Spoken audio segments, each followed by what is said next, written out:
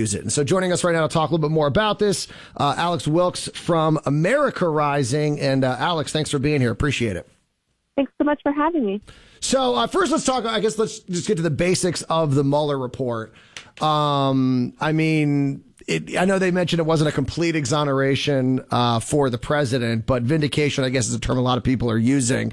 And the Democrats, I think, are going to have a pretty difficult time over the next 2 years making additional allegations against the president or anyone else in his administration, I would think.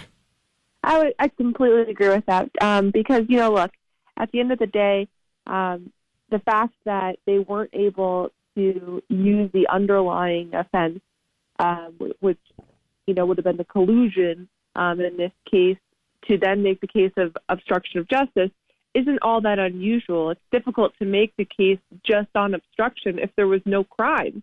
And so, the fact that Robert Mueller didn't come to a conclusion on that, and then the DOJ decided not to prosecute, it's not, that doesn't strike me as at all strange.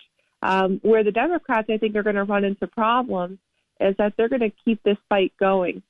Jerry Nadler has already signaled that he plans to hold congressional hearings and to keep looking into the matter after Democrats on the campaign trail and, news conferences repeatedly said that they trusted in Mueller, that they were supportive of him finishing his work, and they trusted him completely. Now, all of a sudden, we need to see all of the underlying documents. Yeah. So they've changed their tune, I think, simply because the outcome didn't benefit them in the way that they had hoped. I think what they were hoping to do going into 2020 was to make the next, year or so about impeachable offenses and to, really start to drive home this narrative against the president. And now they're not able to do that. So they're, of course, sort of changing their tune. Well, and it's interesting because I thought we were going to see almost like a complete 180 from a lot of people, because a lot of Republicans have criticized Mueller in the past for being a part of this investigation. And then this report comes out and, like I said, sort of vindicates the president. But it does seem like there's still some anger from those on the right about Mueller. Is that the right approach to take? I only ask because, like I said, the report's pretty beneficial. And to attack Mueller or, as a character or, the investigation, does that hurt Trump or the Republicans? Should they say, hey, you know what, maybe we were wrong. Maybe it was good that we got it all out there and now it's been proven 100% false.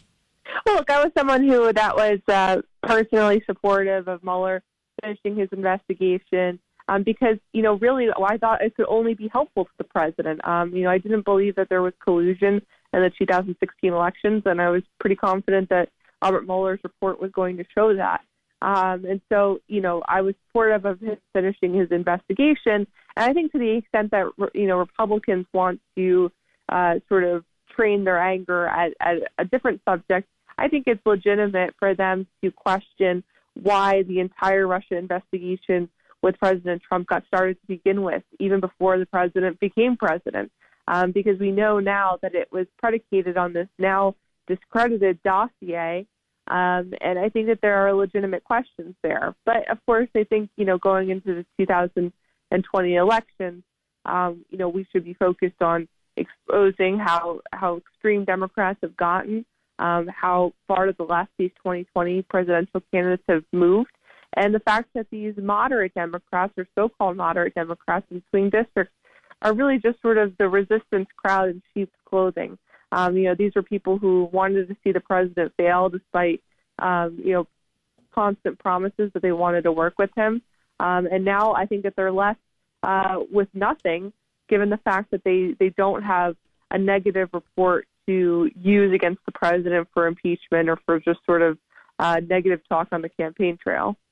Once again, we're talking with Alex Wilkes from America Rising, and I saw a great headline over at Politico in which they said that the Democrats are now going to have to beat the president the old-fashioned way, like just regular politics. They're going to have to debate issues, and they can't talk about, collusion or Trump being a traitor or anything else. And so that brings up, I think, the important question, which is what do the Republicans do now? So they have all this political capital. The mainstream media has been wounded by this. The Democrats have been wounded. The president's and the Republicans' decision to make where they go. Some people are arguing that they should, investigate and go after the people that caused the investigation. Others have said maybe they should do some bipartisan legislation, infrastructure, pharmaceutical costs. Others have said, hey, now's the time to push conservative legislation.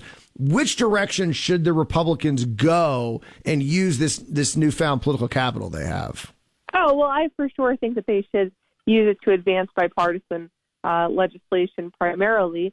If for no other reason than, it benefits the country. But on the political end of things, it also puts, it puts these Democrats in swing districts in a tough spot.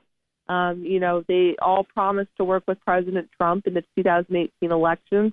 They promised that they weren't running to be sort of the anti-Trump candidate. They were trying to just sort of be a neutral, sort of balanced representative in Congress. And now, let's make them put their money where their mouth is. Let's see if they're going to actually reach across the aisle and work with the president, as you said, on drug prices and on infrastructure. I think that these are popular items with the American people, where a lot of people can come to a common agreement, unlike the rancor and the division we've seen, over the last couple of years in politics. And so I think that should absolutely be the focus of Republicans. That being said, to the extent that there are further, investigations on the Republican side about the Russia matter, I don't think that they are unjustified, but for sure bipartisan legislation should be our focus. Well, and, speaking of the investigations, I think what worries some people is a lot of people say, oh, this is a slam dunk. I mean, obviously that there was, malfeasance going on with how they were able to get these, FISA warrants and the dossiers you mentioned and everything else. And so let's absolutely go after all these people that were involved. But what's funny is that 2 years ago, the Democrats thought the same thing, that it's a slam dunk to go after the president. Of course, he colluded with the Russians, and now it's blown up in their face. And if there's one thing we know about the Clintons, and people have said, let's look into Hillary.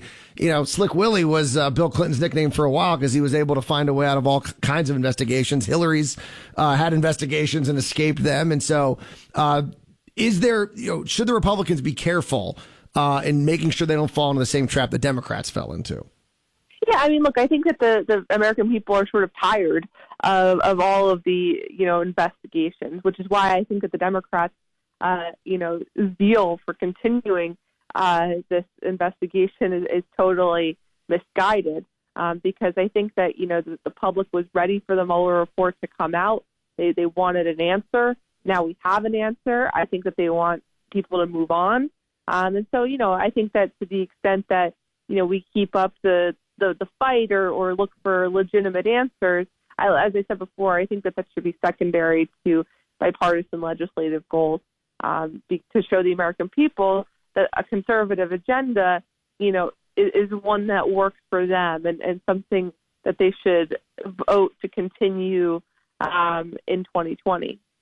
And my question this morning, what do you think happens to the president's approval numbers?